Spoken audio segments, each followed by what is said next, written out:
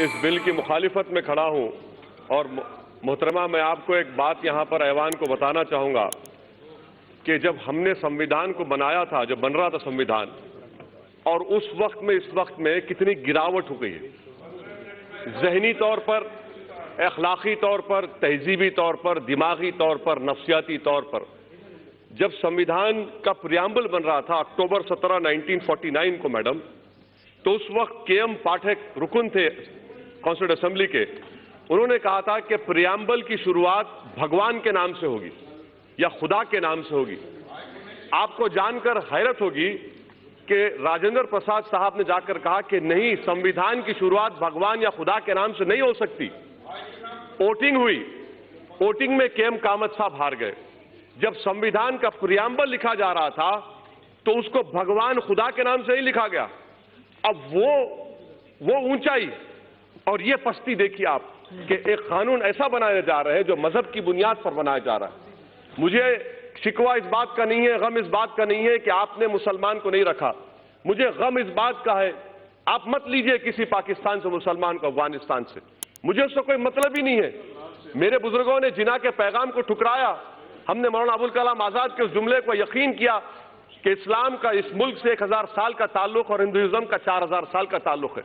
मुझे गम इस बात का है कि इस हुकूमत को, जिसने संविधान पर ओथ लिया, आज इस्लाम से, मुसलमानों से इतनी नफरत क्यों? आखिर क्या है? हम इंसान हैं, इस मुल्क के बाइज्जत शहरी हैं। आखिर इस नफरत का, इस डिस्क्रिमिनेशन की वजह क्या है आप में? आप मत लीजिए किसी को। मैडम मैं ये क्यों कह रहा हूं, बता रहा हूं। आप, मैं जानना चाहूंगा होम मिनिस्टर साहब से कि इस बिल को एनआरसी के नजर से देखने की जरूरत है। जो आसाम में एनआरसी हुआ मैडम, वहां पर 19 लाख लोगों के नाम नहीं आए, जिसमें से खुद वहां के मंत्री कहते हैं कि 5,40,000 बंगाली हिंदू है।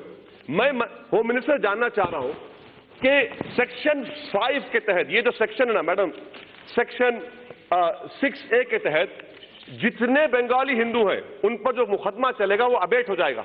और किस पर मुकदमा चलेगा? फॉरेन ट्रिब्यूनल से मुसलमानों पर। बताइए होम मिनिस्टर साहब, ये डिस्क्रिमिनेशन नहीं है? आर्टिकल 14 फेल का होता है, जहां पर मजहब आ जाता है, रीजनेबल क्लास वहां पर फेल हो जाता है।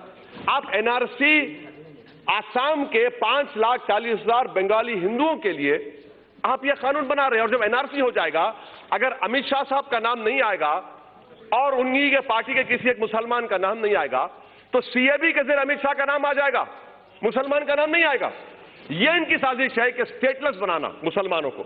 और मैडम मैं इसकी मजम्मत करता हूं। हमारा हाल आप यह करके रख दिया है कि तूफान में, किश्ती में तासुबियत की, फिरका परस्ती के एक तूफान में बगैर मल्लाह के हमको किश्ती में डालकर छोड़कर साहिल पर बैठकर सब तमाशा देख रहे हैं। मगर याद रखो ये तमाशा देखने वालों, ये कश्ती साहिल को पहुंचेगी और इंशाअल्लाह ताला हम कश्ती जलाकर जमहूरी अंदाज में अपने हक को हासिल करेंगे।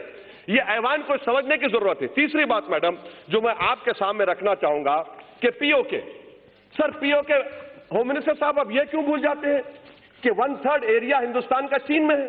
आप डर रहे हैं क्योंकि कल अगर दलाई लामा मर जाएंगे, नया दलाई लामा आएगा, तो आप उसके लिए रोक रहे हैं। क्या तिब्बत के लोगों में मुसलमान नहीं है? क्यों नहीं देते आप दलाई लामा? आप इंतजार कर रहे हैं। मैडम यही तो हम पूछ रहे हैं, चीन के बारे में क्यों नहीं रखते आप? क्यों डर रहे चीन से आप? 1/3 एरिया चीन, भारत का चीन में है। और खुद होम मिनिस्टर ने कहा था एक्साइज चीन पर नहीं छोड़ेंगे, आज आप छोड़ दिए। इतना क्यों डरते चीन से आप? चौथी बात मैडम, क्या हमारे होम मिनिस्टर साहब जानते हैं टाइगर सिद्दीकी कौन था? टाइगर सिद्दीकी वो शख्स था जिसको हिंदुस्तान में हमने पनाह दी, मुक्ति वाहिनी बनाई और बांग्लादेश बना। अगर ये लोग सरकार में होते तो टाइगर सिद्दीकी कभी नहीं बनाता मुक्ति वाहिनी को। और भाई 5वीं बात मैडम, अफगानिस्तान की बात कर रहे हैं, यकीन है आप जानते हैं तालिबान आएगा।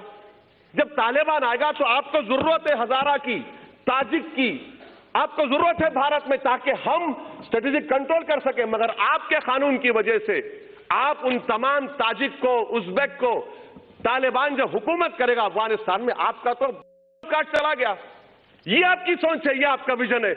मुझे उम्मीद नहीं थी कि इतना बड़ा ब्लंडर स्ट्रेटेजिक सिक्योरिटी के एंगल से आप लोग करेंगे।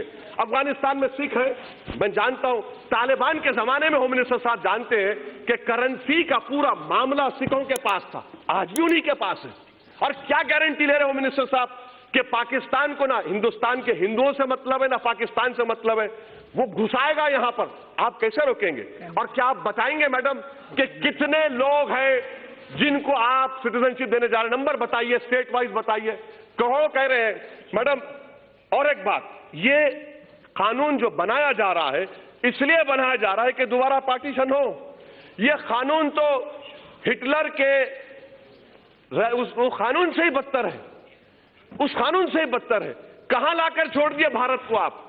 अगर आपने संविधान पर रोक किया था, हम मुसलमानों का गुनाह क्या है कि मुसलमान है? मुझे पाकिस्तान से मत लीजिए, अफगानिस्तान से मत लीजिए, मगर इस्लाम के ताल्लुक से, मुसलमानों के ताल्लुक से इस ऐवान को सोचना पड़ेगा। आप जो मैसेज दे रहे हैं, आपकी वजह से पॉलिटिकल मार्जिनेशन हो गया मुसलमानों का। आप तो उनको दबा रहे हैं, उनके सीने पर पैर रखकर आप कह रहे हैं कि अब तू इस मुल्क का बाइज़ शहरी नहीं बल्कि तो स्टेटलेस बनाया जाएगा। इसीलिए मैं कह रहा हूं मैडम कि ये एक पार्टीशन होने जा रहा है। मैडम, मैं आपको कहना चाह रहा हूं, अंग्रेजी में कहावत है कि those who do not learn from history are condemned to be repeated. Sri Lanka के 10 लाख तमिलियंस मद्रास में, तमिलनाडु में है, हिंदू नहीं है क्या? खत्म करो। नेपाल में मधेसी नहीं, हिंदू नहीं है, बताइए। अच्छा मैडम, ये होम मिनिस्टर साहब बता दीजिए कि म्यांमार में काचिन, अरहकान, अरे चंद साल तक ऑल इंडिया रेडियो पर काचिन का रेडियो सर्विस चलता था। ये चिन लोग क्रिश्चियन है म्यांमार के। आप इंतजार कर रहे हैं, क्या इंतजार कर रहे हैं? कौन सा स्ट्रेटेजी आपकी? हर एतबार से फेलियर साबित होगा मैडम। इसीलिए मैं इस बिल की मुखालिफत करता हूं। ये हिंदुस्तान के संविधान के खिलाफ है और ये उन लोगों की तौहीन है जिन्होंने इस मुल्क को आजाद करवाया था। सन 57 की जंग आजादी हो या 1910 में। महात्मा गांधी कैसे महात्मा बने मालूम मैडम? उन्होंने साउथ अफ्रीका के नेशनल रजिस्टर कार्ड को फाड़ दिया था।